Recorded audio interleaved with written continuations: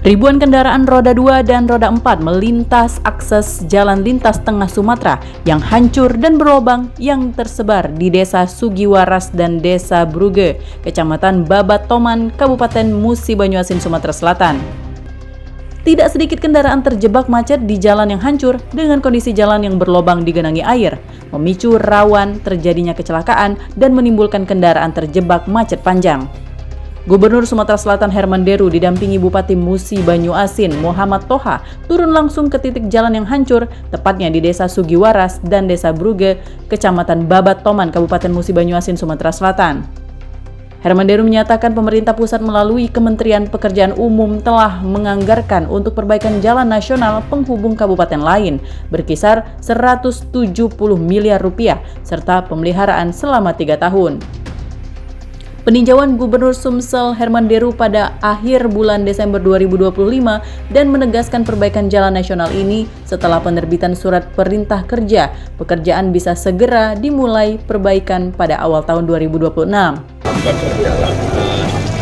Jalan panjang 115 km. Ini per bulan berapa Pak? 20 ya Pak? Minggu berapa ya?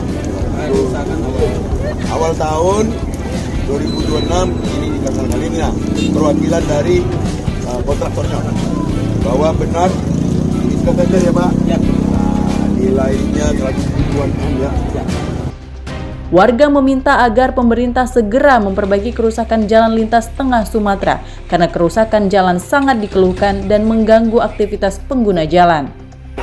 Janji-janji baik Pak. Betul. Mobil banyak terbalik. Betul. Dari Musi Banyuasin sampai Lumbuk Linggau. Awas. Susah tiap hari, tiap lewat jalannya. Koordinator Gerakan Rakyat dan Mahasiswa MUBA akan melakukan aksi demo di tengah jalan lintas tengah Sumatera, mendesak pemerintah segera melakukan pembangunan jalan nasional ini dan tidak perbaikan dengan tambal sulam. Akan menggelar aksi demo pada hari Rabu tanggal 24 Januari 2026. Perihal masalah kerusakan jalan negara atau jalan lintas tengah yang berada di Kabupaten Musi Banyuasin dan Musirawas, terutama di Desa Sugiwaras dalam keadaan kondisi rusak parah, hancur lebur, bahkan banyak terjadi laka lantas.